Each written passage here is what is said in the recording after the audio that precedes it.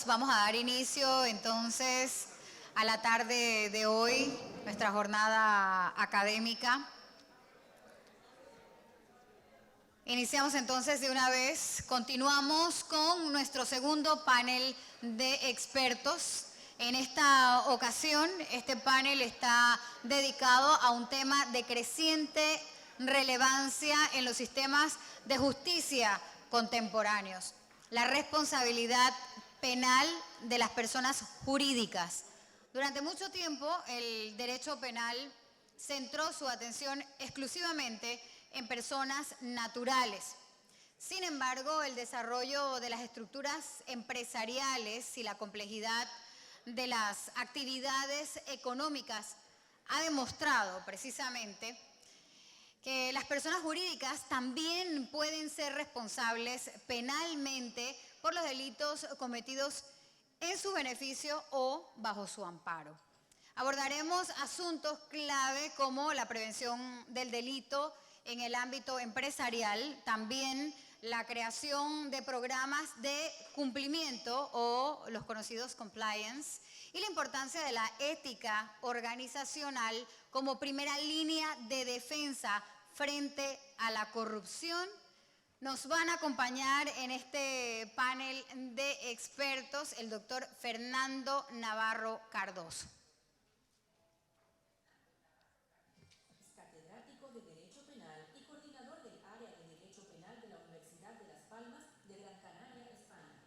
Se inició en la investigación en la Universidad de Salamanca y ha realizado varias estancias en Alemania e Italia.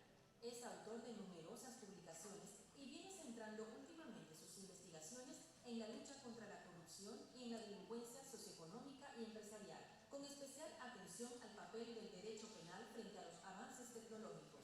Ha impartido más de 100 cursos de grado, posgrado y doctorado, así como conferencias en centros públicos y privados, tanto nacionales como extranjeros. Nos acompañará de manera virtual el honorable señor Santiago Tres Palacios. Santiago Tres Palacios es abogado de la Universidad Autónoma Latinoamericana con 2 maestrías, una en Ciencias Penales y Criminológicas y otra en Estudios Humanísticos. Cuenta con estudios complementarios en Estados Unidos y Alemania. Es actualmente coordinador académico de la Defensoría Pública. Ha ejercido como consultor en programas de justicia auspiciados por las embajadas de Estados Unidos y Reino Unido en Panamá y por la Oficina contra las Drogas y el Delito de la ONU para capacitar jueces y fiscales en Argentina. Es docente de pregrado y posgrado en varias universidades a nivel nacional, así como docente invitado en diferentes universidades de Latinoamérica.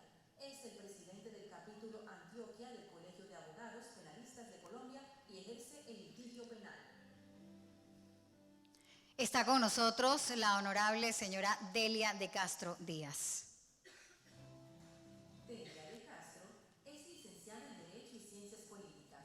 Cuenta con maestría en Derecho con especialización en Ciencias Penales, maestría en Derecho con especialización en Litigación Oral y maestría en Docencia Superior con especialización en Tecnología y Didáctica Educativa.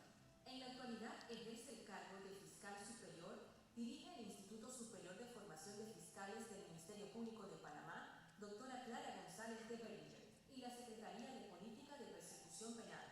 Es docente universitaria a nivel de licenciatura, diplomados y maestrías en materia de Derecho Penal y Procesal Penal, así como capacitadora en los temas de su especialidad a nivel nacional e internacional.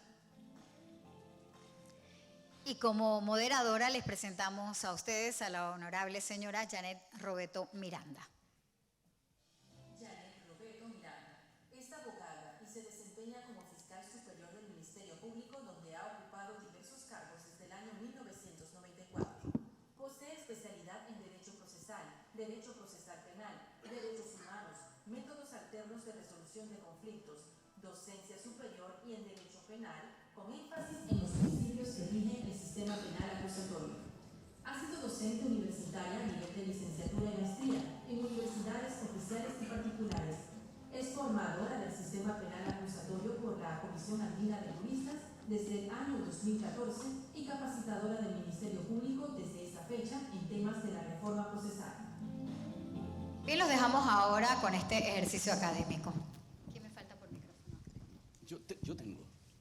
Ella no. Porque quien no tiene ahora soy yo. Muy buenas tardes a todos, bienvenidos a este tercer panel del día de hoy.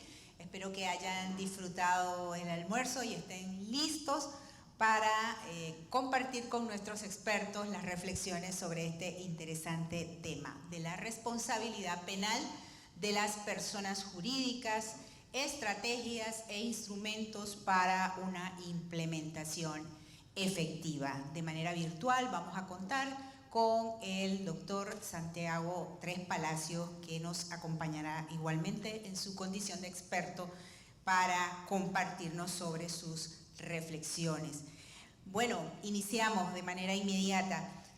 ¿Por qué consideran los expertos que es importante el abordaje del tema de la responsabilidad de las personas jurídicas por el hecho delictivo en el contexto de nuestra legislación? Para cada pregunta, porque el tema lo vamos a hacer de esta manera, a través de preguntas, vamos a dar aproximadamente unos 5 minutos. El tiempo es nuestro peor enemigo, pero vamos a tratar de centrar las respuestas de manera muy puntual. Entonces, empezaremos con la doctora Delia. Muchísimas gracias. Bueno, muy buenas tardes a todos. La verdad, un placer estar por acá compartiendo algunas reflexiones sobre este tema que es tan relevante para nosotros en Panamá, sobre todo porque tuvimos que hacer ajustes e implementar de forma práctica esta normativa de cara a la salida de nuestro país de la lista gris del EAFI. Entonces, es importante la responsabilidad de las personas jurídicas en el contexto del proceso penal, porque claramente estos instrumentos, estas estructuras, organizaciones, ya sea de personas naturales o compuestas también por personas jurídicas, se utilizan con cierta frecuencia para la comisión de actos delictivos.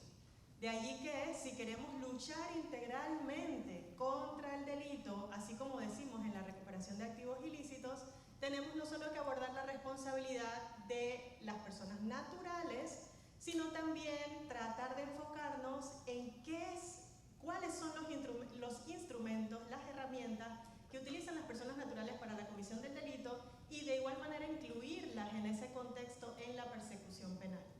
Ahora, el fundamento inicialmente para nosotros también, pues llegó con nuestro Código Penal del 2007, aquí en Panamá. Y creo que lo primero que vino a nuestra mente, y todavía hoy día muchos pensamos, bueno, ya ahí se introdujo la responsabilidad penal de personas jurídicas.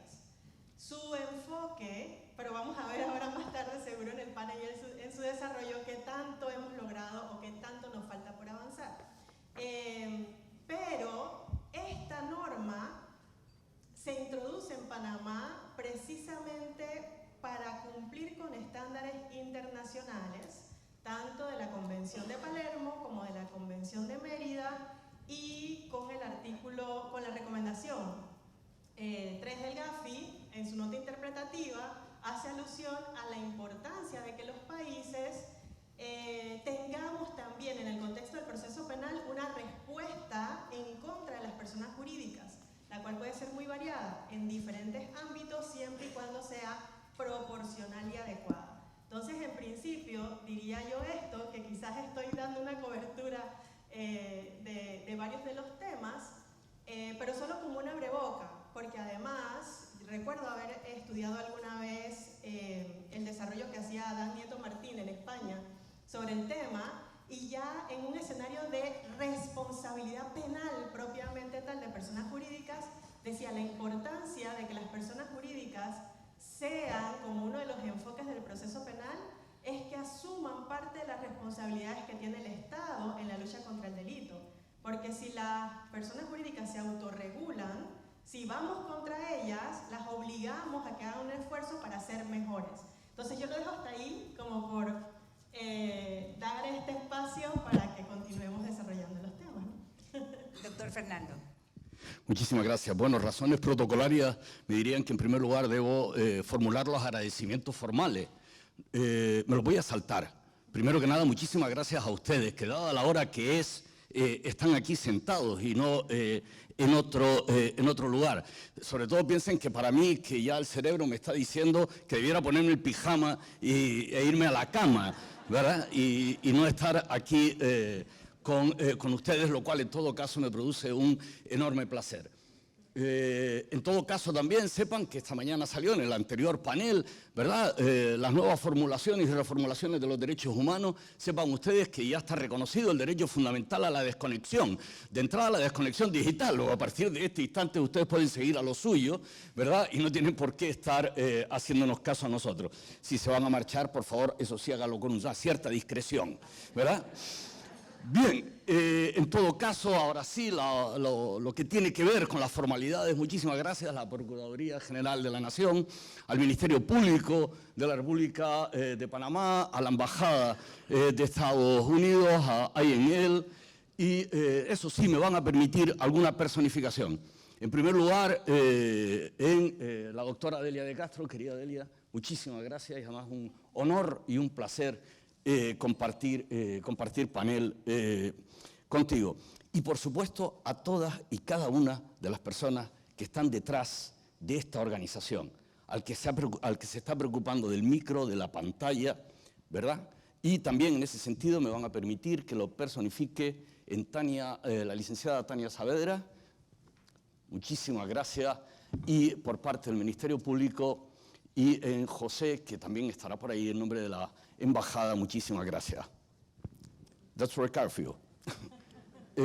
Janet, nuestra moderadora, y por supuesto también un placer compartir con nuestro ponente virtual, Santiago, un auténtico placer. Bien, nos pregunta por qué es importante abordar la responsabilidad penal de las personas jurídicas en el contexto panameño. Bueno, yo les voy a dar algunos datos.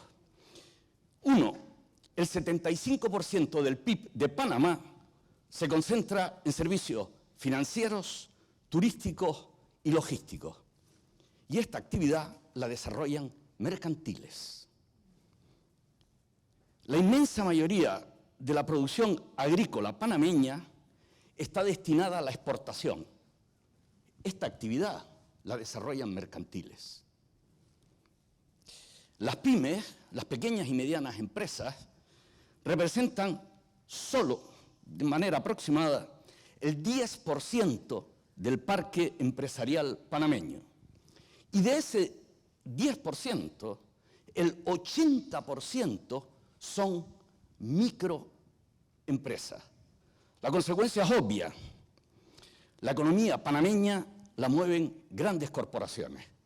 Me parece que estos son datos objetivos que invitan a determinar, ¿verdad?, la responsabilidad penal de las personas jurídicas. Ya les adelanto que por motivos distintos a los que mi querido colega, y a pesar de eso amigo, el profesor Adán Nieto, porque ese argumento supone, observen que lo que hay detrás es una privatización, ¿verdad?, una privatización de la gestión del jus puniendi. Nada más peligroso en el seno de una sociedad democrática que privatizar la gestión del jus puniendi.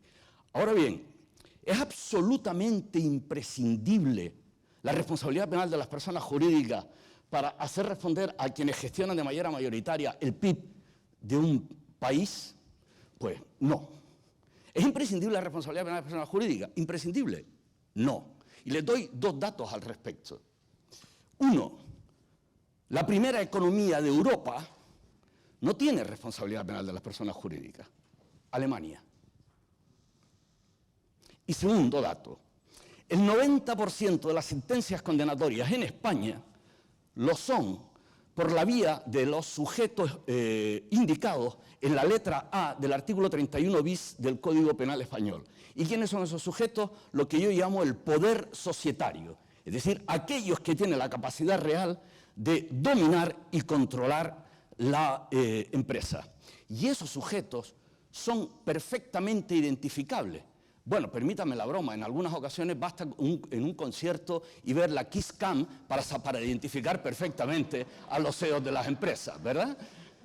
Así que no, en absoluto, me parece que sea imprescindible. Y aprovecho también ya, y con esto acabo en relación con el GAFI. Claro, el GAFI, como saben, es el Grupo Financiero de Acción Internacional, ¿verdad?, que emite recomendaciones. Claro, lo de las recomendaciones, por supuesto, hay que ponerlo entre comillas.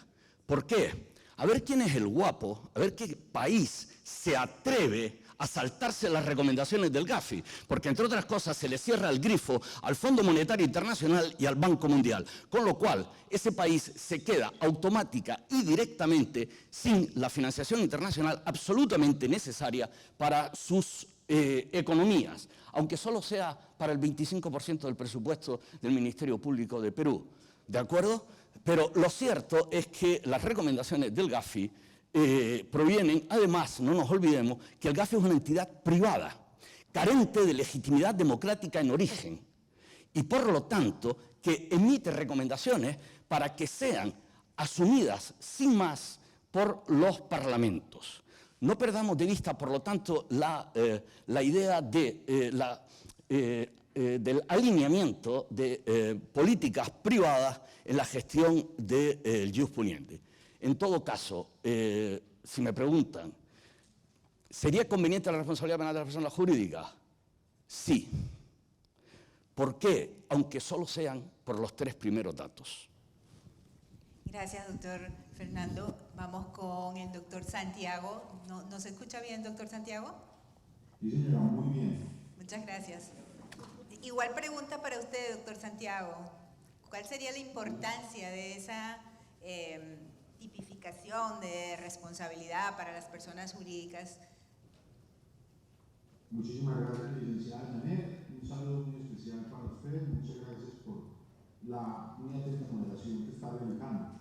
Yo, uno de los, digamos que padecí un infortunio, debido a ese infortunio no puedo estar ahí con ustedes debido a las dificultades que me resultaron irresistibles, pero yo suelo aplicar una frase que tengo siempre en la cabecera de la cama, y es que lo mejor es lo que pasa. Entonces trato de sacar las ventajas de los eventos adversos, y hoy la gran ventaja, inicial ventaja, es que puedo hablar protegido por estas pantallas al lado de estos colegas a los que admiro profundamente, y si mi respuesta no está muy a tono del nivel de ellos, fingiré que se ha caído el internet.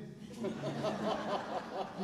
asistencia que además me pone ya en graves aprietos porque tendré que buscar otra alternativa. Para mí es un gran honor estar con el doctor Fernando, y le agradezco mucho que haya hecho este esfuerzo por acompañarnos en este continente. Lo apreciamos, lo queremos y esperamos que sea una de muchas más visitas. Y yo soy fan número 1 de ella, tengo la franquicia de ella en varios países de Latinoamérica, entonces estar al lado de ella es para mí un gran honor. Ella y yo además participamos en un proyecto que era sobre este tema, y entonces varias de las reflexiones que yo voy a hacer pues están bastante influenciadas por ello. De mismo modo, agradezco enormemente a las autoridades que han hecho posible este evento, a todos los organizadores y coorganizadores, tanto a las personas jurídicas como a las personas naturales que han hecho esto posible. Y eso nos permite iniciar con esa reflexión. Si nos preguntáramos, háganse de cuenta que este evento fue un desastre, cada uno de los que está ahí sentado. Háganse de cuenta que todo estuviera mal calculado, mal planeado y todo saliera absolutamente mal. La pregunta que yo le haría a cada uno de ustedes es: ¿quién los defraudó? ¿Los defraudó Pepito Pérez, el que no instaló el aparato? ¿Los defraudó Jaime, el señor de la entrada que no abrió la puerta? ¿Los defraudó el de la pantalla que no la trajo? ¿O los defraudaron las entidades, las personas jurídicas que coorganizaron este evento?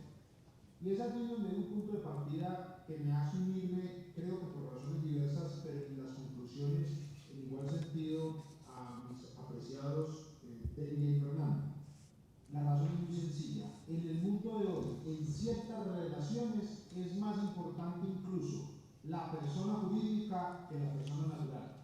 En ciertas relaciones, la persona natural queda en un segundo plano. Háganse de cuenta que alguien se sube en un avión de una aerolínea importante y resulta que esta aerolínea dejó de hacer mantenimiento a este avión y dejó de verificar que este avión cumplía con los parámetros de seguridad exigibles. El avión pues, vuela por los aires, fallecen un montón de personas, y cuando vayamos nosotros a buscar alguna responsabilidad en la empresa, pues nos dicen que no, que el que falló fue Jaime, el de mantenimiento del avión, que decidió no hacer la revisión, la empresa simplemente omitió el deber de vigilar a Jaime, que eso únicamente acarrea posibles consecuencias económicas, pero no penales. Y traslademos esto a muchas otras empresas. Esa empresa de refresco que usted se tomó esta mañana, pues resulta que Jaime, el repartidor de esos refrescos, decidió introducir una sustancia venenosa, usurpando los sellos que tienen estas bebidas, y que al final nos digan que la persona jurídica no tiene nada que ver. O una empresa de viajes, una agencia de viajes, que compre tiquetes para que jóvenes mujeres latinoamericanas viajen a Europa únicamente con tiquete de ida, sin preguntar hacia qué van a hacer, a qué se van a dedicar, y además vendiendo y comprando cientos de tiquetes durante varios años. Los ejemplos se van a multiplicar y podemos ver algunos mucho más cercanos a nuestras realidades recientes. Háganse de cuenta una gran empresa multilatina que para ganar procesos de contratación haga de la corrupción su modo operandi, y que al final nos digan que esa empresa multilatina gigante que se ha ganado varias de las licitaciones más grandes en Latinoamérica, pues no, que el problema es de Juan, de Pedro, de Joaquín, que hicieron X o Y sobornos, confusiones, cohechos, etcétera, etcétera, etcétera. La persona jurídica goza de un papel fundamental. Creo que es por eso que uno de los que tendría más razones teóricas para oponerse a la responsabilidad penal de la empresa la terminaba aceptando, y me refiero al maestro alemán Frank von Liszt, que cuando lo enseñamos en las facultades de Derecho lo enseñamos siempre como el padre del causalismo. Pareciera como si lo más importante para Liszt fuera que el hecho apareciera en el mundo de los sentidos. Y aún así, von Liszt decía, si una empresa puede realizar actos lícitos y beneficiarse de ellos, por supuesto que puede realizar también actos ilícitos y verse perjudicado en la respuesta del Estado por esos mismos actos. Ahora, y creo que ahí es donde tenemos que enfrascar nuestra comunicación, hay una serie de exigencias internacionales de implementar una lucha contra el delito, pero con unos debidos frenos importantes a tener en cuenta. Y es que la única respuesta no tiene que ser sentar a la empresa en el banquillo de los acusados en el mismo proceso penal ordinario, sino que estos instrumentos internacionales, tanto Palermo como Mérida, las mismas recomendaciones GAFI, las mismas recomendaciones OCDE, derecho blando, derecho fuerte, todas estas mezclas de normativas que confluyen en lo que llamamos derecho penal económico, dan la alternativa de que la respuesta sea penal, civil o administrativa de acuerdo a las condiciones de cada uno de nuestros estados.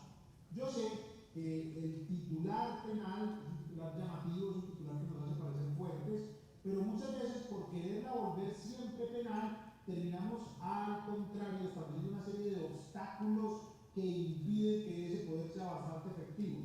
Yo recuerdo, y yo sé que el doctor Fernando tiene muchísimos más datos sobre esto, pero la inicial contemplación de la responsabilidad penal de la empresa en España, la primera vez que se contempló, fue prácticamente inaplicable, y era muy difícil intentar entender los principios penales y los principios mercantiles jugando en un solo escenario. La normativa se ha ido abriendo, han ido estableciendo otros requisitos, y la mayoría de casos terminan en indemnizaciones económicas y nos hace cambiar los planteamientos básicos que tenemos alrededor de la responsabilidad penal de la empresa. A mí en lo particular, y después de un juicioso estudio de varios meses, me parece que Panamá da una respuesta acertada, que podría ser mejor, claro, porque siempre que llaman a los opinadores, pues nos encanta proponer nuevas cosas y mejores cosas. Además, porque cuando uno está escribiendo un artículo, es como escribir un cuento de hadas, la tinta es ilimitada y uno siempre puede sugerir que se ponga más y más y más.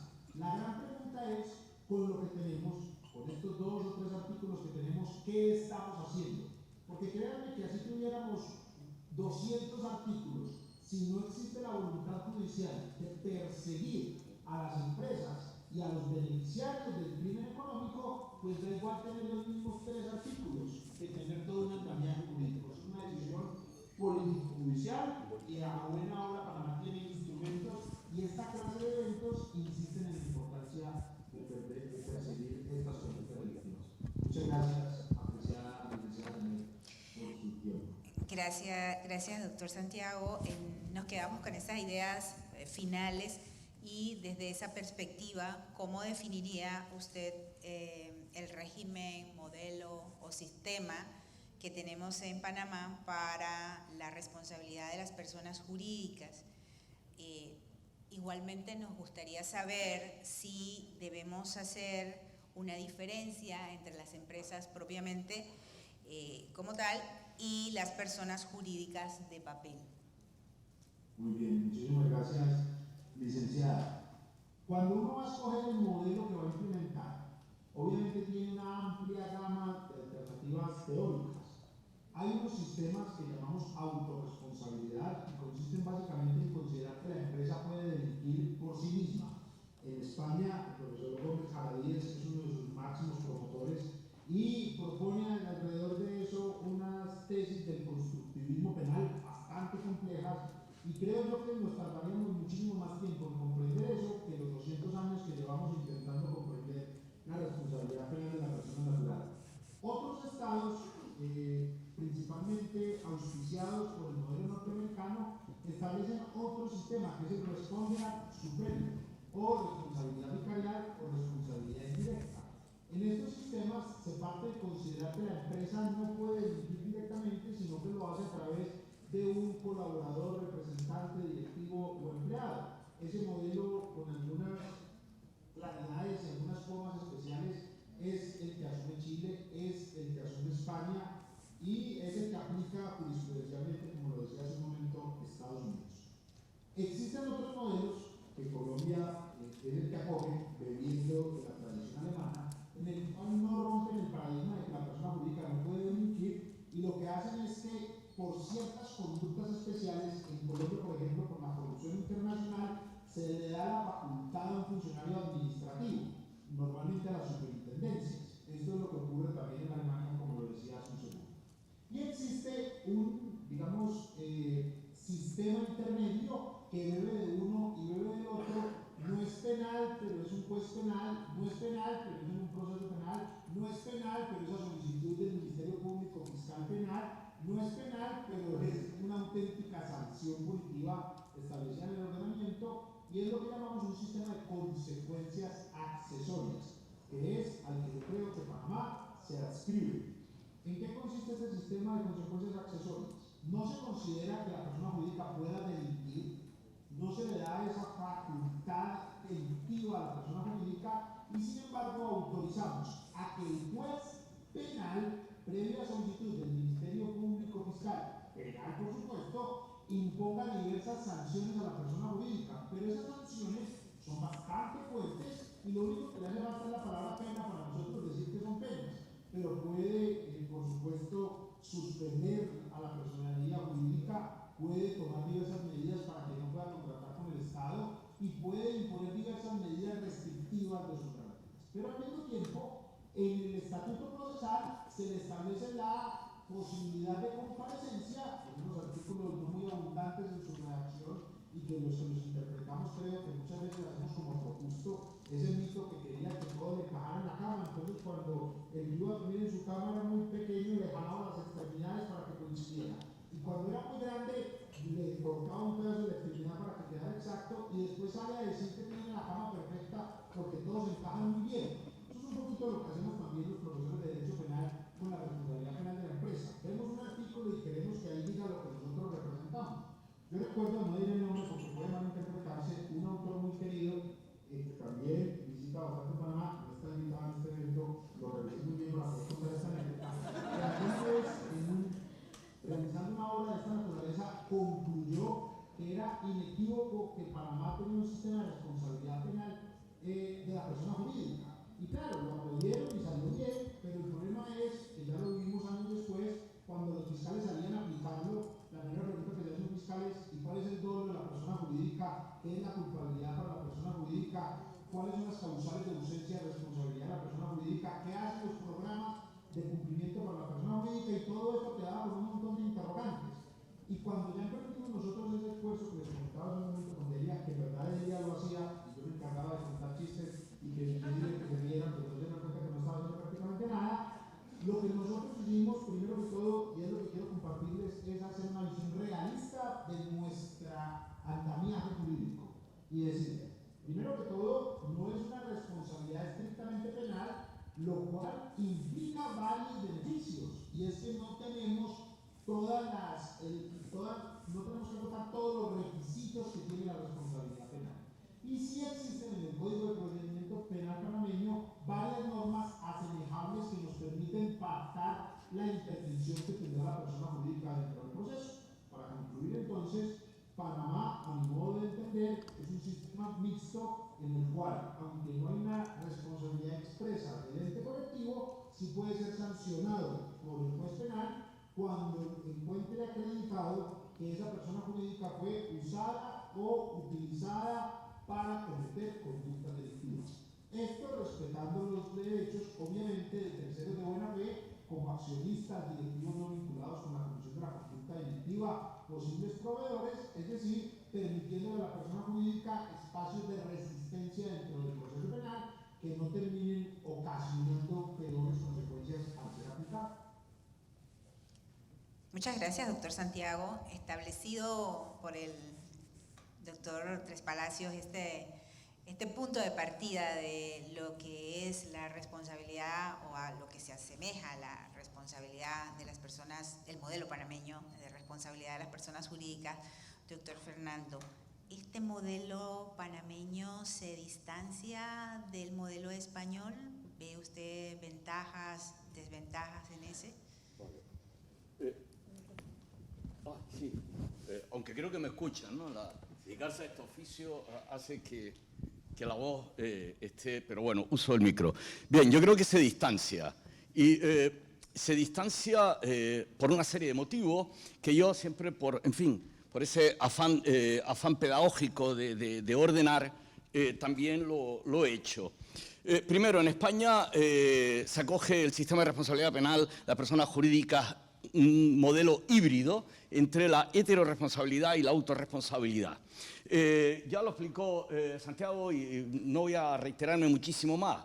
El modelo de autorresponsabilidad es que responde a la empresa porque se entiende que ella misma ha cometido su propio delito, y el modelo de heteroresponsabilidad lo que se entiende es que el sujeto, el empleado, para entendernos, que ha actuado en nombre y en beneficio. Ahora veremos lo del beneficio que está fuera en el ámbito de la legislación penal panameña. En general, que el empleado que ha actuado en nombre y en beneficio de la empresa contamina a la empresa. ¿Y por qué contamina la responsabilidad de su empleado a la empresa? Lo acabo de decir, porque lo hace, porque ha actuado, ha cometido el delito en nombre de la empresa y a beneficio, incluso como dice la legislación española, beneficio directo o indirecto de la empresa. Ahora viene una importantísima matización.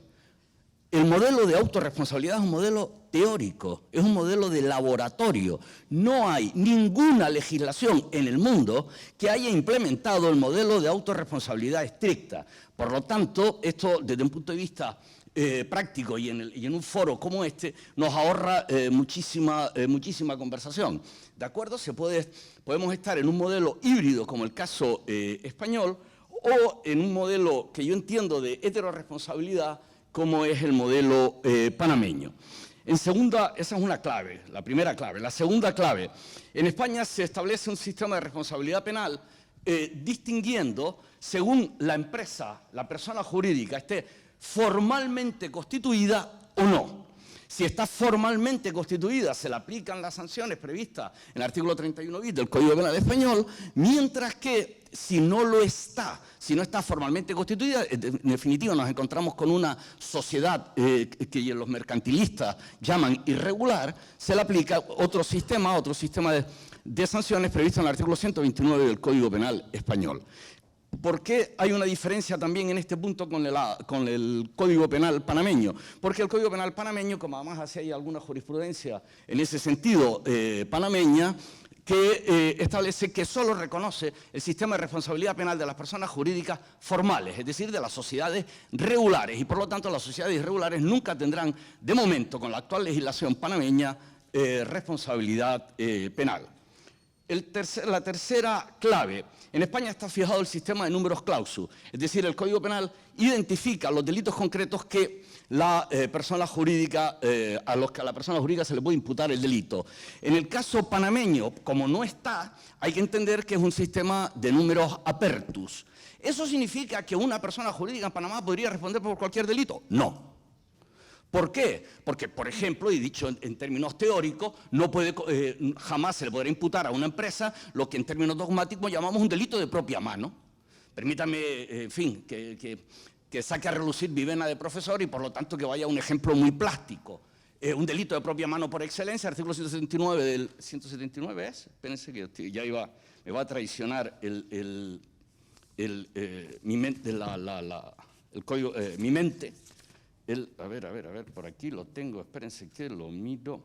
174 del Código Penal, 179, Código Penal panameño, 179 del Código Penal español. Un ejemplo paradigmático, la violación. La violación es un delito de propia mano, nadie puede violar por otro. Luego, aunque el Código Penal panameño no establezca un sistema de numerus clausus, no significa que la empresa pueda cometer cualquier delito establecido en el libro segundo del Código Penal panameño. ¿Por qué? Porque de entrada hay todas unas agrupaciones de delitos que por su configuración dogmática no puede en ningún caso la empresa cometer. Otra cuarta clave que distingue el modelo español del modelo panameño. En España están identificados perfectamente quiénes son los sujetos responsables. Son los famosos de la letra A y la letra B del artículo 31 bis del Código Penal español, que básicamente son, por un lado, los que representan lo que yo llamo el poder societario, el dueño de la empresa, el director general, el representante legal, etcétera, o todos aquellos que tienen un poder real y material de decisión en el devenir y en la asunción de obligaciones por parte de la empresa, y después los subordinados, ¿vale? Cuya responsabilidad está básicamente porque su responsabilidad viene derivada porque los que tenían que haber controlado a esos empleados no los controlaron y de ahí surge la responsabilidad penal. Mientras que en Panamá, en el Código Penal panameño, quienes sean sujetos responsables requiere de toda una actividad intelectual. ¿Por qué? Porque hay que identificarlos a partir de los llamados hechos de atribución. ¿Y cuáles son los hechos de atribución? Los dos que prevé el artículo 51 del Código Penal panameño, que también, para no hablar de memoria, permítame que por supuesto lo tengo aquí apuntado, porque como buen profesor también sé de chuletas. Cuando una persona jurídica sea usada o creada para cometer delitos. Esos son los hechos de conexión. Es decir, ¿cuándo va a surgir la responsabilidad penal de una empresa? Cuando una persona física haya usado o creado a una empresa. Y entonces serán estos verbos rectores, estos verbos típicos, los que nos permitan identificar a los sujetos. En esa línea va precisamente la guía que en su momento elaboró el querido profesor Meini, Iván Meini. Claro, yo creo que al final todo esto se reduce de una manera mucho más simple. En el caso de que la empresa haya sido creada para la comisión de un delito, pues serán los accionistas, lógicamente, y en el caso de que sea usada por aquellos sujetos físicos de la empresa con capacidad para poder comprometer a la empresa, para poder actuar en nombre de la empresa. El repartidor de la empresa, evidentemente, en ningún caso va a comprometerla, porque si reparte algo ilícito será porque alguien decidió que repartiese esa mercancía ilícita. Voy acabando. En España hay como quinta clave, hay un reconocimiento expreso del compliance, del programa de cumplimiento, y en Panamá no, con unas consecuencias que yo, en fin, no las quiero adelantar, no por generar ninguna expectativa por mi parte, ¿verdad?, sino porque creo que habría que contextualizarlas. Y por último, pero esto tiene mucho que ver, en España está previsto un régimen de atenuantes y eximentes, y en Panamá no. Y esto, les adelanto, que genera para mí un insoportable e insuperable déficit de constitucionalidad. Pero no quiero consumir más tiempo y volveremos sobre ello. Profesor, ¿considera usted que en el modelo panameño de responsabilidad de las personas jurídicas tengamos una especie de responsabilidad objetiva encubierta Y de considerarlo así, ¿por qué? Claro, no puede haberla. Párrafo primero del artículo 26 del Código Penal panameño. Y no hay un código penal panameño para las personas jurídicas, hay un solo código penal, hay un libro primero para todo sujeto responsable, sea una persona natural o sea una persona jurídica. Y el artículo 26 dice que se imputarán como regla general a título doloso y excepcionalmente a título culposo. Luego, dolo o culpa tiene que haber. Por lo tanto, no puede haber una responsabilidad objetiva porque se vulneraría el principio de culpabilidad. Y ahora sí que lo digo. Yo lo que sí creo es que lo que se produce hoy en la legislación penal panameña es una clara y manifiesta violación del principio de proporcionalidad, que viene también expresamente, y quiero recordar, el artículo 13, para no hablar de... en el artículo 13 del Código Penal panameño. El principio de proporcionalidad nos dice, entre otras cosas, que tenemos que adecuar la cantidad de injusto a la cantidad de ilicitud del hecho. Precisamente por eso, todo sistema de responsabilidad penal tiene que ir acompañado de un sistema de atenuación o, en su caso, de causas de justificación o de exculpación. Código Penal panameño, artículos 31 y siguiente. Y no se prevé en el Código Penal panameño. Y además, teniendo en cuenta, por otro lado, que evidentemente, por las limitaciones propias del principio de legalidad, no se pueden extender las atenuantes de la persona natural a las personas jurídicas, ni se le puede exigir o plantear la posibilidad de eximir de responsabilidad penal a una empresa porque voluntariamente haya implementado un programa de cumplimiento. ¿Por qué? Porque en ese caso tendríamos que recurrir al artículo 16 del Código Penal panameño. Ustedes corríjanme, entre otras cosas, pues probablemente ni sea el 16, ¿vale? Ni se le parezca al 16, ¿vale? Que es el principio donde recoge la analogía. Pero es que la analogía viene limitada por las limitaciones propias del principio de legalidad. Punto 1. Y punto 2. También, y es otra de las bellezas que tiene el Código Penal panameño, es que establece, ¿verdad?, la necesidad de verificar la tipicidad, la antijuricidad y la culpabilidad. ¿De acuerdo? Por lo tanto, no puede, insisto, primero, no puede haber una forma de responsabilidad objetiva ni encubierta, porque sería, primero, manifiestamente inconstitucional y, en segundo lugar, además violentaría, 1, el principio de legalidad, 2, el principio de proporcionalidad, en concreto de proporcionalidad de la pena por el hecho, y 3, el propio principio de culpabilidad. Se responde por el hecho, ¿de acuerdo? Por el hecho propio realizado. Gracias, profesor. Profesor Santiago, me gustaría conocer, y al auditorio también, su criterio frente a esto, visto que trabajó usted de manera profunda con el tema de la responsabilidad de las personas jurídicas. ¿Tenemos o no una responsabilidad objetiva encubierta en el modelo panameño? Yo, apreciada, Daniel, discrepo un poquito del doctor Fernando, y creo que a buena hora, ¿no? Si veníamos los tres a decir exactamente lo mismo, pues tendríamos las notas al pie. Yo creo dos cosas. La primera, discrepo en que, en mi opinión, sí, una persona jurídica puede cometer cualquier delito.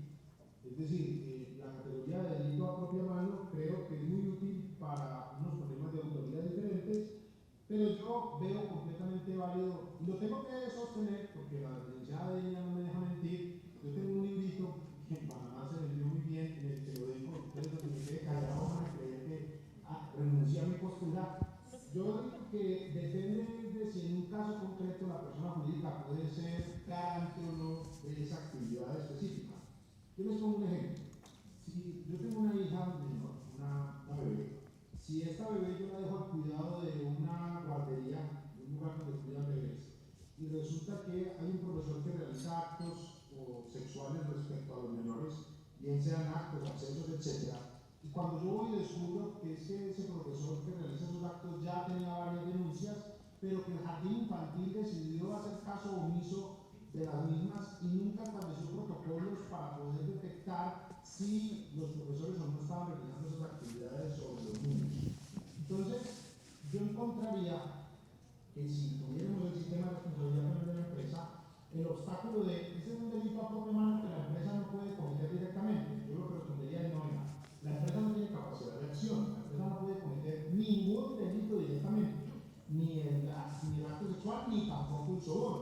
El mismo argumento que le impediría a la persona jurídica cometer delitos sexuales, por ejemplo, es el mismo que le impediría cometer cualquier delito, porque la persona jurídica no es la que entrega soborno, no es la que amaña el proceso contractual, no es la que realiza acciones externas. Cuando hablamos de responsabilidad penal de la empresa, en la posición que yo me adscribo, hablamos no de capacidad de acción, sino capacidad de omisión. Es decir, la empresa no intentó evitar, para poder evitarle resultados típicos.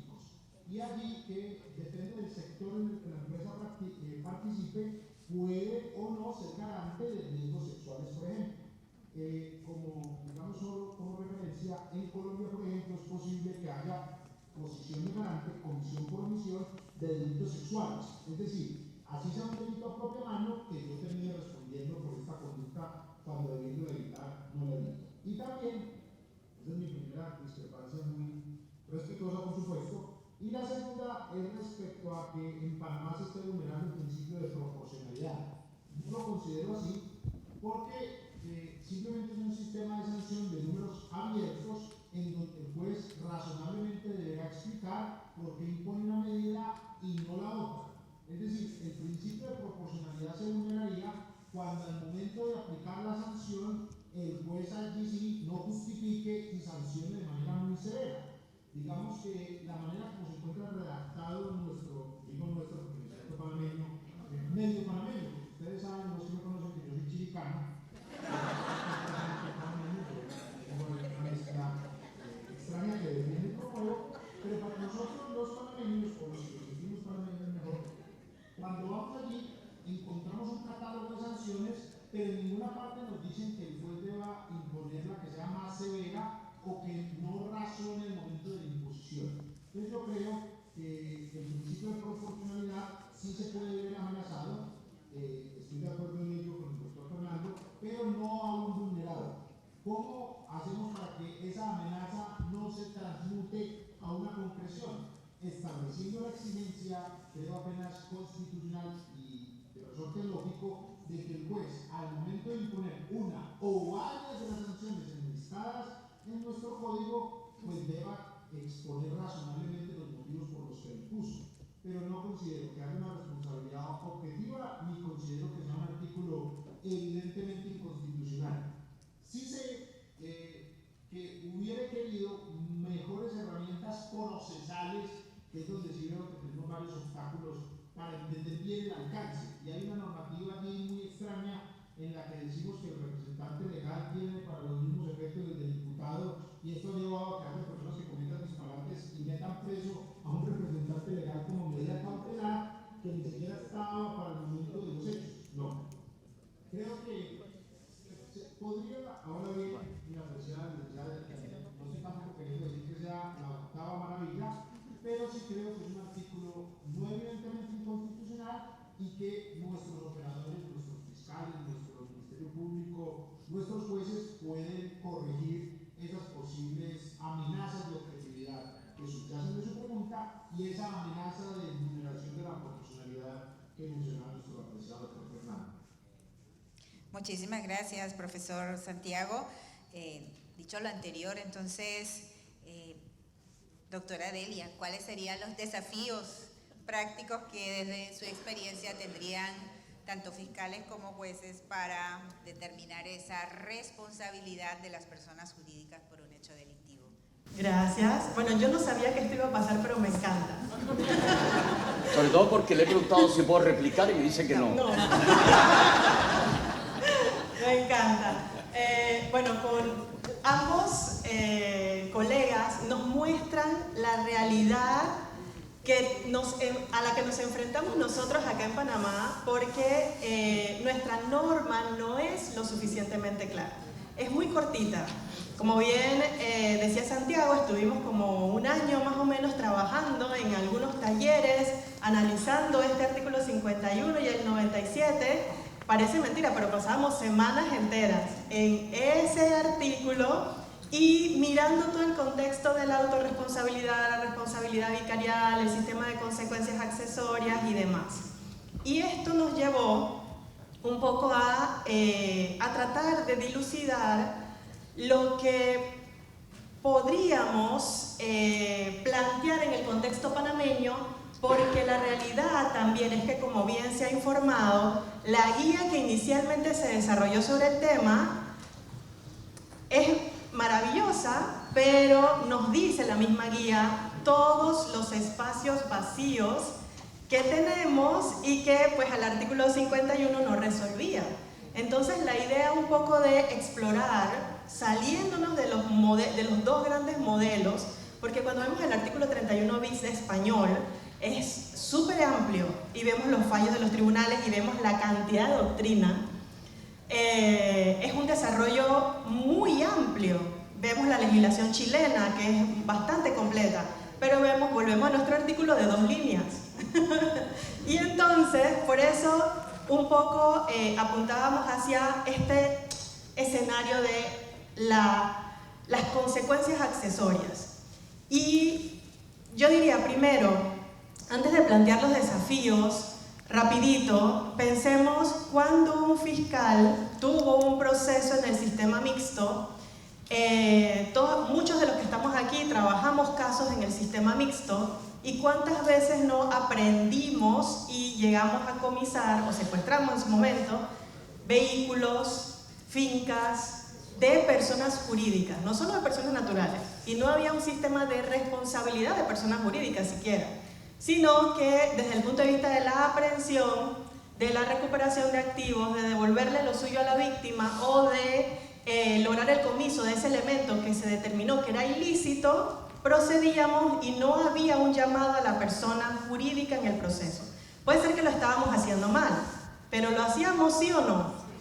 Bien, entonces, cuando nos colocamos en este nuevo escenario, un poco pensar, bueno, pero si el artículo 252 del Código Procesal Penal no nos dice que vamos a aprender bienes de personas jurídicas, nos dice que aprendamos bienes relacionados o producto del delito, directa o indirectamente relacionados con, y no limita a quién es. Y luego vemos el comiso y también nos deja una fórmula amplia, y luego vemos el 51 y decimos, bueno, quizás no estamos hablando de la misma cosa, pero tenemos que tratar de analizar todo esto y armonizarlo para verificar la mejor manera de acometer los procesos contra personas jurídicas que el GAFI nos ha obligado. Esa es una realidad. Santiago siempre me decía, Delia, el GAFI, no lo hagamos por el GAFI, hay que hacerlo porque es jurídico, correcto, pero es nuestra realidad también, ¿no?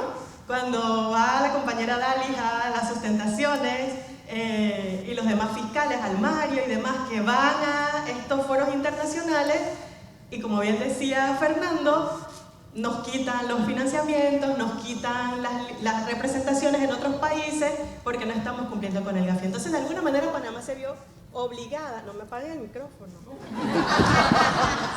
se vio obligada a adoptar esto. Entonces, tenemos muchos desafíos. Yo considero, después de todo el trabajo, el estudio, el análisis que hemos hecho, que sí es mucho más cómodo adaptarnos al sistema de consecuencias accesorias. Es más sencillo, nos hace no tener que mirar la culpabilidad de la persona jurídica, nos hace irnos como en plano, te usaron, te crearon para cometer el delito, vamos al proceso penal, te vamos a dar oportunidad de algunos espacios para tratar de, si necesitas demostrar que no, pues puedes hacerlo, pero al final imponemos unas sanciones que no te llevan a la cárcel, por supuesto. No son en extremo violatorias que pueden cerrar a la empresa, pero usualmente lo que va a pasar es que no se va a tratar de una empresa, es que se trata de sociedades anónimas creadas para blanquear, para abrir cuentas bancarias, que no tienen una operatividad real. La mayoría de los casos en los que logramos hacer esto son, como decíamos, sociedades de papel que están siendo utilizadas por la mafia, por el crimen, para la comisión de actos delictivos. Entonces, teniendo presente esto, una de las grandes discusiones era, bueno, ¿tenemos en Panamá una responsabilidad penal de empresa? No está tan claro, pero con ese artículo 51 podemos ir contra quienes creen o usen personas jurídicas, pues sí, en la literalidad. Y por supuesto, me encanta el debate que están teniendo Santiago y Fernando, porque es maravilloso, son cosas que nos preguntamos y que en Panamá todavía estamos analizando. Pero bien, algunos desafíos concretamente, porque sé que vamos contra el tiempo ya. Uno, que sea, como fiscales tenemos que, en el contexto del proceso penal, también enfocarnos en la investigación de esa persona jurídica desde una perspectiva de acreditar, como decía Fernando, esos verbos, ¿fue usada o fue creada? A veces uno piensa, y de hecho una fiscal en un caso nos planteaba, pero es que yo tuve un caso, decía ella, donde logramos acreditar que la persona fue creada. ¿Y cómo lo hiciste?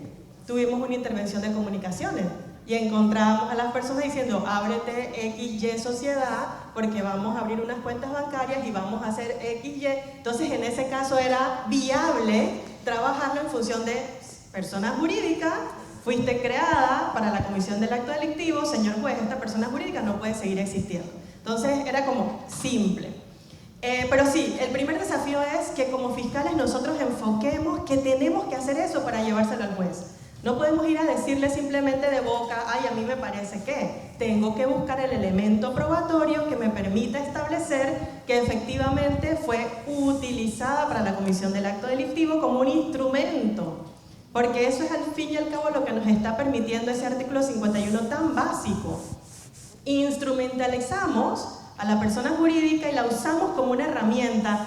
Casi que en los análisis decíamos, bueno, pero hay algo así como de autoría mediata, pero que es para personas naturales, pero lo enfocamos así. Hay una instrumentalización de la persona jurídica. Bien, entonces ese primer desafío. En nuestras investigaciones, enfocarnos en determinar, probar que efectivamente esa persona jurídica ha sido usada o creada para la comisión del acto delictivo. Otro desafío, como bien ya anticipaba Santiago con el artículo 97, que son como nuestras dos normas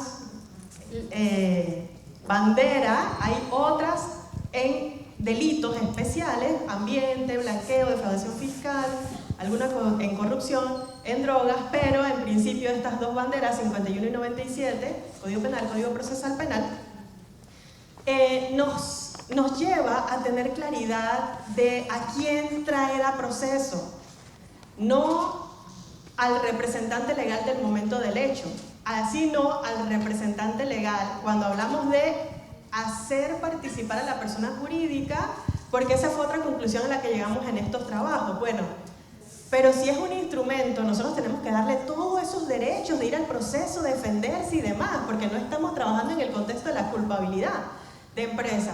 Y decíamos, ¿sabes qué? Si eso le es favorable, no hay problema en hacerlo. De hecho, hay fallos de la Corte donde se ha establecido cómo usted le va a comisar una finca a una persona jurídica que nunca llamó como tercero, por ejemplo, al proceso para que se pudiera defender.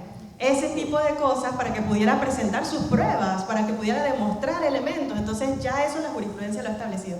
Así que pensando en todo eso dijimos, bueno, es que sí, es un desafío uno, la representación legal en el proceso, porque el artículo 97 nos lo está diciendo.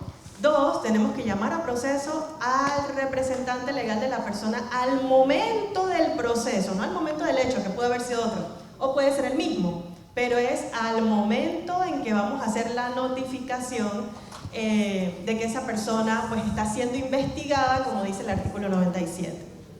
El otro elemento es, justamente, nos complicamos muchísimo con el tema de la imputación de personas jurídicas. Esos títulos que tenemos delante de los artículos, no fue que los diputados los hicieron. Yo entiendo que ya está en la ley, porque a cada artículo se le puso un nombre. Fueron ejercicios en comisiones de trabajo que cualquier ser humano, sin necesariamente meditar muy profundamente acerca del contenido de la norma, le puso. Entonces ahí se puso imputación de la persona jurídica. Y eso también genera confusión. Pero cuando vamos al artículo 97, ¿qué nos establece el código? Se le notificará que está siendo investigada y que es posible que se le imponga una sanción, o la sanción que se impone se le notificará a su representante legal. No nos dice que las imputemos. Entonces, en plataforma, venimos al siguiente problema, decimos, ay, la plataforma dice audiencia de imputación. Bueno, pídala, pero en la audiencia usted lo que va a decir es, señor juez, en este caso yo comparezco con el propósito de notificar o que se notifique o comunicar a la persona jurídica X a través de su representante legal que la Fiscalía la está investigando porque tenemos elementos que indican que ha sido usada para cometer delito. ¿Y cómo ha sido usada? Entonces vamos a los hechos. Podemos perfectamente establecer, bueno, esta empresa o esta sociedad abrió cuentas bancarias en tal banco, en esa cuenta bancaria se depositó dinero del narcotráfico y hubo tantos movimientos, pasaron por ahí 3 millones de dólares en este periodo a este periodo, y eso ya le da a esa contraparte el conocimiento acerca de la información o de ese hecho.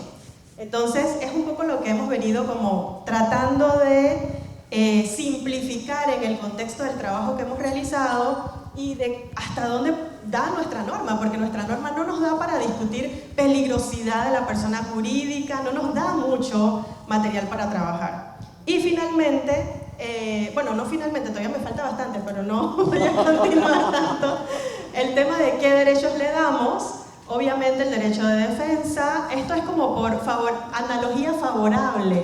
Decimos, bueno, hay unos derechos en el artículo 93 del Código Penal que son del imputado, pero si la persona jurídica la estamos investigando y le queremos imponer una sanción, meditemos acerca de qué cosas le debemos dar, qué garantías podemos darle para efectos de que no se nos diga eventualmente que estamos vulnerando el debido proceso. Y uno de los que dijo en la Corte fue: infórmele que usted le secuestró un bien. ¿Cómo es que no se ha enterado? Si no va al registro público no se entera y al final se lo quitó. Eso no se puede. Entonces hay que hacer las comunicaciones sobre eso, darle oportunidad para que nos presente los elementos probatorios y demás. Y pues también intervenir en el curso del proceso. Eventualmente tendrá derecho a recurrir, porque si se le impone una sanción, tiene derecho a presentar un recurso sobre esa sanción. Hay muchísimo más, eventualmente yo espero conversamos acerca del tema que la guía pueda salir a la luz, pero creemos que sí, que son temas muy complejos, que son temas muy ricos. Por eso digo, me encantó lo que hicieron, porque es justamente el debate en que nos encontramos nosotros como fiscales, los jueces también, cuando analizamos esta norma, igual los defensores, y queremos dar una respuesta sobre las investigaciones. Gracias, licenciada Delia. Para seguir en este hilo de reflexiones, ¿qué ha dicho la jurisprudencia nacional respecto a este tema? ¿Existe un criterio reiterado? ¿Tenemos vacíos todavía? Muy bien. Sí, ya hay algo de jurisprudencia sobre la materia. También muy valiosa para revisar, porque estamos en un proceso como de construcción, ¿no? Y no es, y yo diría que es muy parecido, no es ni cerca parecido, pero en España también han estado en ese proceso, con sus reformas, con sus modificaciones, con cómo entender la responsabilidad de las personas jurídicas. Nosotros, por lo menos en el sistema penal acusatorio, tenemos el primer fallo que yo recuerdo del 2016, que es el de Campos de PC. Ese primer fallo, cuando uno ahora lo ve, le reto a la licenciada Fátima que regrese a verlo ahora, dice, se declara culpable a Campos de PC. Es súper interesante porque realmente la culpabilidad está basada un poco en estas conexiones con las personas naturales que participaron de la actividad o que no tuvieron el cuidado debido para proteger cuando se regaban los pesticidas, los fungicidas, qué sé yo, y que evitaran la contaminación del agua. Ese es el primer fallo emblemático, súper interesante de leer y analizar, y es parte de nuestro desarrollo jurisprudencial, pero no se basó en el 51, ese fallo se basó en el 243, en el mismo artículo de delitos contra el ambiente. Y curiosamente no cita el 51, se va directo porque ese artículo le permitía en delitos ambientales aplicar la responsabilidad de las personas jurídicas. ¿Qué más nos ha dicho la jurisprudencia? Hemos analizado jurisprudencia de 2021, 22, 23 y 24. De diferentes tribunales que tuvimos la oportunidad de acceder, porque no está como catalogada, sino que un poco conversando con litigantes, con fiscales, con defensores y algunos jueces también, pues uno por academia hemos conseguido. Primero, en jurisprudencia, una de las cuestiones que la propia judicatura se pregunta en uno de los fallos ¿es suficiente el artículo 51 del Código Penal para establecer una responsabilidad penal de personas jurídicas. Por eso nuestro trabajo en su momento también estuvo enfocado a ya las dudas que plantea la judicatura. Y quizás era el mejor escenario, oye, es que realmente no tenemos las herramientas para un sistema de responsabilidad penal de personas jurídicas propiamente tal. Recuerdo en ese contexto haber leído una obra de Silvina Bacigalupo para América Latina, y la doctora Bacigalupo decía una lista de cosas que debía tener un sistema de responsabilidad de personas jurídicas, y nosotros no teníamos ni una de esas, no cumplíamos el artículo 51, entonces nos dio un estrés de que, pero ¿qué está pasando? Obviamente es en función de su legislación y para irradiar a América Latina, pero era una de nuestras primeras inquietudes. Entonces los jueces se han preguntado eso en fallos, tratando de dilucidar justamente la conducta, la tipicidad, la antijuricidad, la culpabilidad, de extremos que se requeriría acreditar para que haya una responsabilidad penal propiamente tal, y quedando con más dudas que con certezas. Entonces ese es uno de los primeros elementos que nos hizo pensar en un camino distinto. Otro, ¿a qué delitos es aplicable dicha disposición?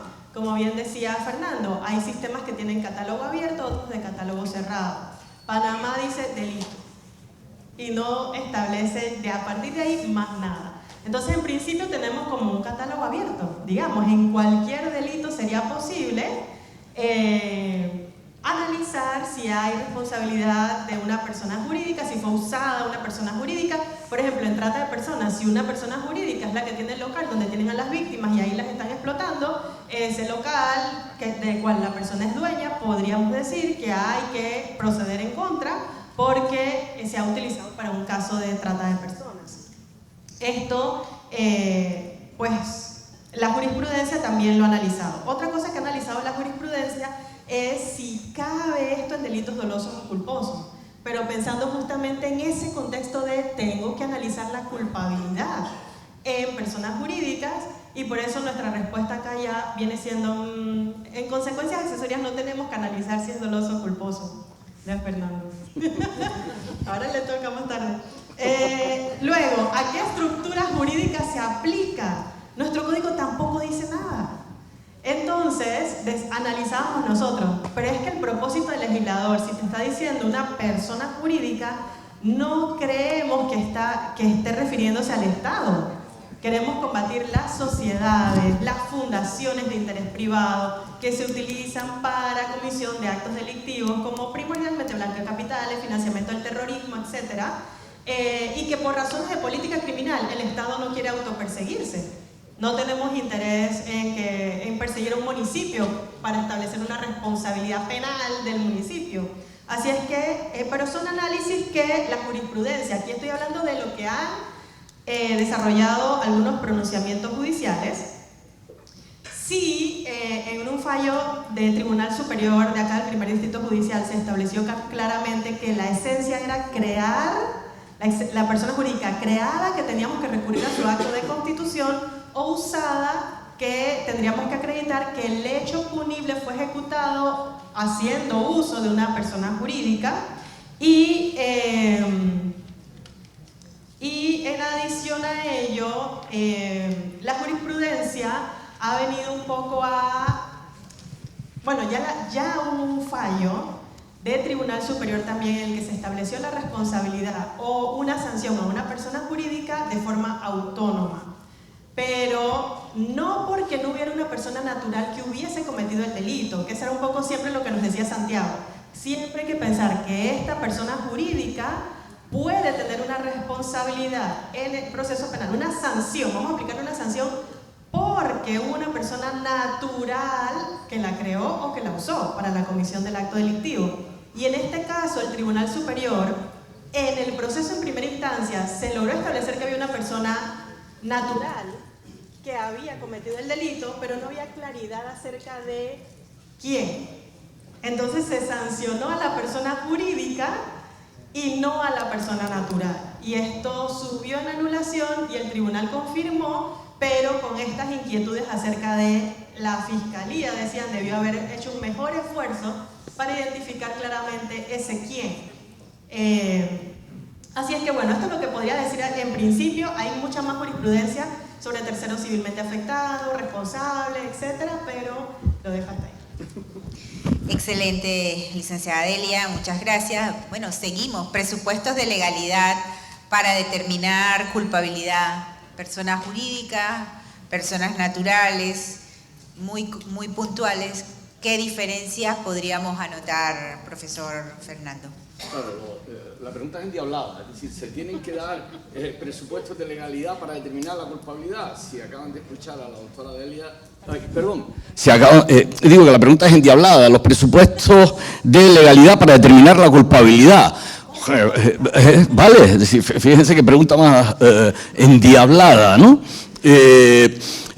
Sobre todo si después acaban de escuchar atentamente, que seguro que sí, a la doctora de Castro, pues entonces la conclusión es obvia. De todas maneras, chiquito melón abre, es decir, de entrada, ¿se le pueden poner consecuencias accesorias a quien no se le ha determinado ningún tipo de responsabilidad en el marco de un proceso penal?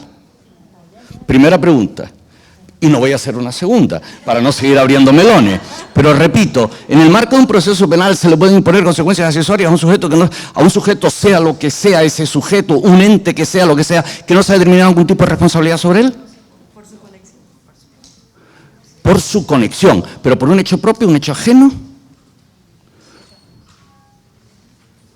¿Conocen ustedes algún sistema penal? El sistema penal panameño permite la imposición de unas consecuencias accesorias a un sujeto, a un ente, a lo que sea, que Padre Dios baje y lo defina, sobre el que no se ha vertido ningún tipo de juicio de responsabilidad, pregunto. Y lo dejo ahí. Por lo tanto, la pregunta, insisto, que es absolutamente endiablada. Se tienen que cumplir, por supuesto, todos los presupuestos de legalidad. Primero, porque lo mandata el artículo 31 de la Constitución panameña. Y en segundo lugar, porque lo mandata el artículo 13 del Código Penal panameño. Claro, la pregunta es al final, ¿qué es? Esos presupuestos de legalidad, en definitiva, ¿qué son? Bueno, pues de toda la vida de Dios distinguimos entre injusto y culpabilidad. El injusto, bueno, pues perdonen que recurra ahora al Código Penal Español porque me es muy cómodo, ¿verdad? Y por ir con prisa, artículo 138 del Código Penal Español, el que matare a otro será castigado como robo de homicidio a la pena de 10 a 15 años, ¿vale? Supuesto de hecho, el que matare a otro, consecuencia jurídica, que una pena de 10 a 15 años. Luego, el injusto es evidente, ¿verdad?, que una persona mate a otro. Y ahora viene la culpabilidad, que tendrá que ser a título de dolo o culpa, y ahí podemos entrar también todos los problemas de error, etcétera, etcétera. Pero los presupuestos de legalidad hay que verificarlos, sí o sí. Claro, tras la reflexión o la interpretación que sostienen Santiago y Delia, bueno, pues a lo mejor la respuesta será otra. De todas maneras, y también insisto en otro matiz importante, al final lo mandata el principio de proporcionalidad y el principio de culpabilidad, que vienen expresamente regulados y tipificados, digamos, en el Código Penal panameño. Y el principio de proporcionalidad significa que de 0 a 10 se puede imponer entre 5 y 10. O el principio de proporcionalidad dice que entre 0 a 10 se puede poner 0 también. Es más, que a lo mejor el juez viene compelido a imponer 0. Luego, el principio de proporcionalidad no puede medir solo la atenuación, tiene que mirar también la exención. Porque, repito, es un principio de responsabilidad, de proporcionalidad por el hecho cometido. Y en cuanto al principio de culpabilidad, la primera manifestación del principio de culpabilidad es la responsabilidad por el hecho propio. Nunca y en ningún caso característico de cualquier sistema penal democrático la responsabilidad por el hecho propio. Nunca y en ningún caso una responsabilidad por el hecho ajeno. Y viene expresamente también mandatado en el Código Penal panameño. Luego, digamos, llámenlo como quieran, pero las reglas de legalidad las tienen que cumplir porque vienen expresamente exigidas en el Código Penal panameño, que no existe para las personas artificiales. No hay dos códigos penales en Panamá. Y por lo tanto, lo que digo lo formulo más en términos de interrogación, ¿verdad?, para que en términos de aseveración. Muchas gracias, profesor. Profesor Santiago, nos gustaría escuchar su reflexión también respecto a estos presupuestos de legalidad. Sí, yo digamos que tengo una respuesta de apoyo a la doctora Delia, ya que ellos quisieran el debate sin mí. A estos dos discusiones si llegué tarde y yo voy a apoyar, para que no digan que a mí la política siempre. Háganse de cuenta que cogiéramos cualquiera de nuestros códigos de procedimiento penal y en esos códigos se autoriza a que el arma usada para matar a alguien se destruya. Es decir, en nuestros códigos vamos a autorizar que el juez penal coja el arma homicida y la destruya, la funda. Y que alguien alzara la mano y nos dijera, ¿cómo es posible que ustedes vayan a fundir el arma sin haber realizado un juicio de culpabilidad al arma? Lo que nosotros le diríamos es, precisamente, no se está declarando que el arma de fuego es responsable penalmente, sino que en consecuencia de un delito realizado por otro sujeto, se le puede atribuir a este una consecuencia accesoria sin ser hallado penalmente responsable. Es que precisamente a la persona jurídica se le pueden realizar sanciones sin salvaguarda de los derechos humanos, porque no es una persona humana y no tiene las mismas garantías que tenemos todos nosotros por el solo hecho de pertenecer a la familia humana, y afortunadamente las tenemos. Entonces ya es cada estado el que decide cómo articula el andamiaje jurídico para tomar esas decisiones. Panamá, y ahí eso era algo que coincidíamos con Delia, la normativa panameña es muy fuerte y es muy fácil, digamos, de aplicar para las personas jurídicas de papel. Y creo que allí no encontraremos ninguna objeción. Cuando la persona jurídica de papel, pues está tomando una medida como que tomaría el arma con el cuchillo, con el revólver, con fundir la horca con la que se ahorcó, las sábanas con las que se cometió la infidelidad, etcétera, etcétera, etcétera. El problema será, y aquí estaría yo más de acuerdo con el doctor Fernando, y creo que es un problema que Panamá está por resolver, cuando no son personas jurídicas de papel, es decir, cuando son personas que ocupan un espacio en las expectativas sociales, tienen acreedores, proveedores, colaboradores, e imponerles a ellos una sanción sin verificar su culpabilidad y sin verificar si se autoorganizaron o no de manera adecuada sería bastante negativo. Creo que ahí sí tenemos que hacer una culpa y saber que tenemos que hacer reflexiones que pretendan robustecer la normativa panameña cuando estamos tratando personas jurídicas, digamos, de existencia real como datos de la cultura y no personas jurídicas de papel como hoy se encuentra diseñada la norma. De lo contrario, ¿qué es crear una persona para delinquir? Una persona jurídica para delinquir. Ese presupuesto allí quedaría insatisfecho, y creo entonces que tanto la doctora Delia como el doctor Fernando tienen puntos con los cuales coincido. Debemos entender que es una normativa que es susceptible de ser mejorada, y creo que esos espacios y discusiones nos permiten crear la discusión necesaria para esas mejoras. Muchas gracias, profesor Santiago. Desde su experiencia y con el trabajo que realizó en la proyección de la guía para la responsabilidad de las personas jurídicas en Panamá, ¿qué podría sugerir como trámite idóneo o adecuado para lograr la comparecencia al proceso penal de una persona jurídica a la que eventualmente vamos a aplicar alguna de las sanciones del artículo 51 del Código Penal? Sí, digamos que ahí la posición que hemos ido construyendo es que la persona jurídica debe ser convocada, debe permitirse de solicitar pruebas y debe permitirse de la intervención en la práctica de esas pruebas, siempre y cuando tengan como finalidad oponerse al hecho de conexión que mencionaba ahorita el doctor Fernando, es decir, a la satisfacción o no de la hipótesis ser usada o creada para. Él tiene derecho a demostrar, digamos, el doliente, el accionista, el colaborador, el directivo, el representante legal, y en muchos casos incluso personas externas, porque noten ustedes que se decide extinguir una persona jurídica que es mi deudora, es decir, que yo soy acreedor, entonces la creencia legítima que yo tengo se extingue con ella, y en muchos casos, no en pocos, incluso a los hacedores del delito, a las personas naturales que sí realizan la conducta delictiva, los terminaría beneficiando una decisión irreflexiva de un juez de extinguir la persona jurídica.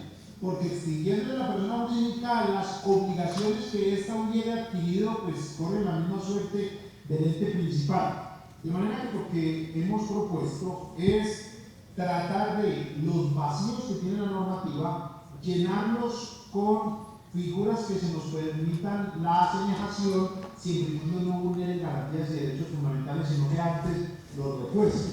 Por ejemplo, el derecho que tiene a contradecir las pruebas que se proponen en su contra, la oportunidad de comparecer al juicio para hacer valer su posición y la oportunidad de que quienes resulten afectados con esa decisión puedan comparecer al proceso.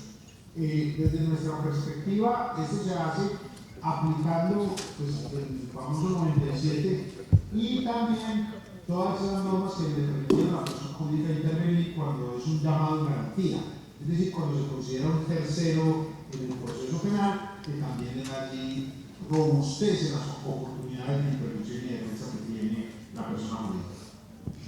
Muchas gracias, profesor Santiago. Básicamente ya al cierre de nuestro panel, es relevante que también hablemos de prevención. En ese sentido, profesor Fernando, ¿alguna relevancia práctica de la existencia de los programas de compliance para personas jurídicas desde su experiencia en España que pueda compartirnos? Claro. Respondo primero en corto. Sí, tienen relevancia los programas de cumplimiento que no sean cosméticos, que no sean programas cosméticos, ¿de acuerdo? Sino que se pueda acreditar durante el procedimiento que son reales y efectivos. Y para eso es fácil, porque todo programa de cumplimiento tiene que reunir una serie de requisitos y algunos, los cosméticos, no los cumplen, o difícilmente los cumplen. Por ejemplo, la financiación. Un programa de cumplimiento tiene que tener previsto e implementados programas de formación, y eso cuesta dinero. Si no está previsto en el programa de cumplimiento los programas de formación, las asignaciones presupuestarias, la asignación en la contabilidad, con los dígitos de cuáles van a ser, la implementación de un canal de denuncia, eso cuesta dinero, eso cuesta plata, y eso tiene que estar, ¿de acuerdo? Entonces, primero, que se trate de un programa de cumplimiento real y efectivo, para lo cual se establecen toda una serie de requisitos. Ventaja también de la legislación española a la que antes hacía referencia la doctora de Castro. Claro, que es que en la legislación española ya vienen incluso establecidos cuáles son los requisitos del programa de cumplimiento. Consecuencias que tiene. Adecuar el principio de proporcionalidad, perdonen que pueda parecer majadero, bueno, en parte lo soy, claro, al principio de proporcionalidad y al principio de culpabilidad. Consecuencia material. Uno, que carezca por completo de relevancia penal el programa de cumplimiento porque se ha acreditado que es cosmético. O segundo, que carezca por completo de trascendencia penal el programa de cumplimiento porque ha denotado ser manifiestamente ineficaz e ineficiente para la prevención del delito, porque el delito cometido por la persona física en nombre de la persona jurídica ha sido, digamos, un producto de una actuación, lo que llamamos en el derecho penal, grosera, ¿de acuerdo? De una manifiesta dejación. Teniendo en cuenta, ya antes hice un apunte muy interesante, Santiago, que es que no nos olvidemos que en estos casos siempre se responde en comisión por omisión, ¿de acuerdo? Pero tampoco olvidemos que es por el hecho propio, que por ejemplo, el ejemplo que ponía adelante, de que también en una violación, ¿verdad? También responde otro, pero responde de su propio hecho, más que el que violó. Tenemos dos hechos, dos imputados. Y el programa de cumplimiento, si es real y efectivo, puede atenuar o incluso eximir de responsabilidad penal. En España tenemos sonados casos donde en fase de instrucción se ha levantado la imputación de la persona jurídica, conocidas entidades financieras, en fase de instrucción, ¿verdad? Insisto, en fase de investigación, porque se acreditó la eficacia y eficencia del programa de cumplimiento. Y ahora dejo, insisto, porque yo creo que al final la función de un profesor siempre es generar dudas, igual que antes decía, yo genero dudas, las respuestas las tiene que dar un juez en la sentencia. Claro, en fase de investigación puede desimputar a una persona jurídica cuando precisamente el procedimiento está abierto porque se ha acreditado la comisión, indiciariamente la comisión de un hecho delictivo? Lo dejo ahí. Muchas gracias, profesor Fernando. Profesor Santiago, desde ese modelo panameño en el que usted ha trabajado, ¿cómo ve o qué relevancia práctica ve a que tengamos efectivos programas de compliance para esas personas jurídicas que eventualmente podrían estar relacionadas o vinculadas a un proceso en Panamá? Así es. Lo primero es estar de acuerdo con el doctor Fernando. Por fin. Los programas de cumplimiento cosméticos deberían ser antes un agravante, porque quiere decir que la persona jurídica está buscando una manera de esconder la responsabilidad que cree que puede tener.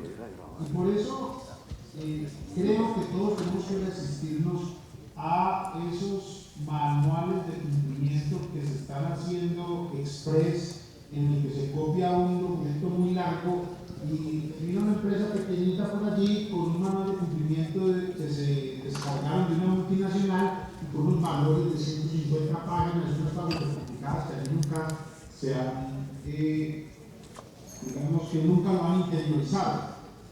Y por eso es que la labor del oficial de cumplimiento también se hace muy complicada. Porque cuando usted me entrega un manual cosmético de una sociedad que no se parece en nada a la de ese manual, pues lo está exponiendo a él a que reciba todo el golpe. Ahora, en países que no tenemos la responsabilidad penal de la persona jurídica, por lo menos de manera indiscutible y expresa, a mí me parece muy importante resaltar un beneficio de los programas de cumplimiento y es los beneficios que tiene para las personas naturales.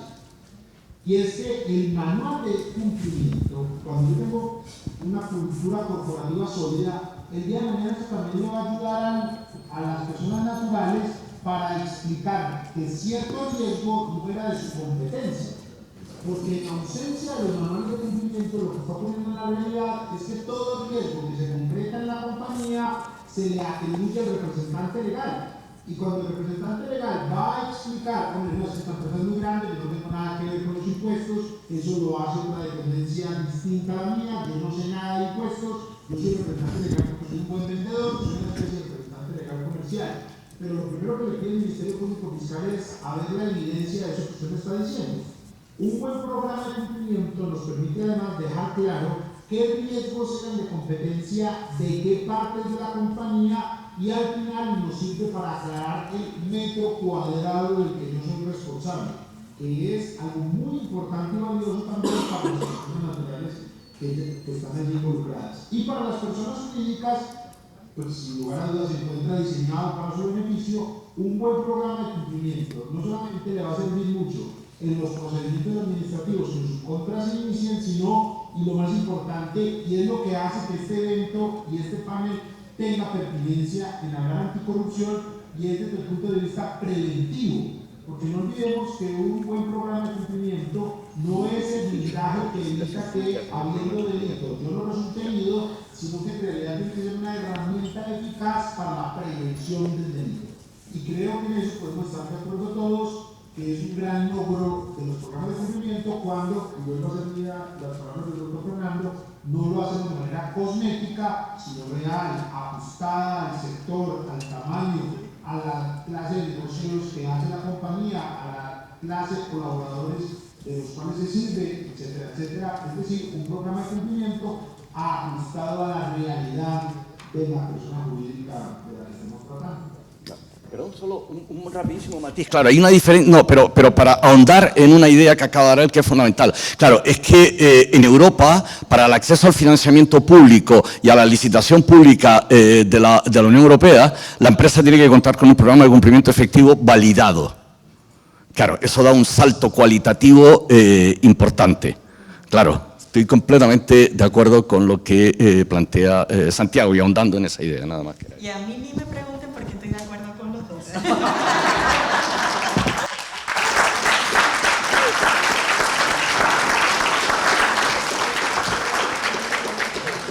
Bueno, muchísimas gracias al profesor Santiago, al profesor Fernando y a la profesora Delia de Castro. Quedamos muy informados, nutridos de tanta experiencia y definitivamente un tema de grandes retos. Todavía falta mucho por construir, pero estamos trabajando en esa dirección y sobre todo con el enorme reto de probablemente tener en poco tiempo una guía que nos permita trabajar de manera más efectiva el tema de la responsabilidad penal de las personas jurídicas en Panamá. Muchísimas gracias a todos y un privilegio haber compartido con ustedes. Definitivamente que un panel entretenido, ilustrativo y muy interesante. Vamos a pedirles que se mantengan allí. Y llamamos entonces a la magistrada Maribel Cornejo Batista de la Sala Penal para que haga los reconocimientos propios. La va a acompañar también nuestra subsecretaria general Anilú Batista. Este reconocimiento, por supuesto, va dirigido a quienes nos acompañaron en este panel.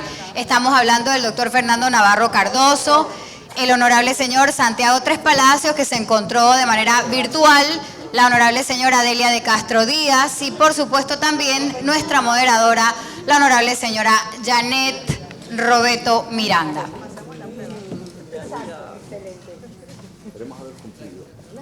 Entregamos los reconocimientos, por favor.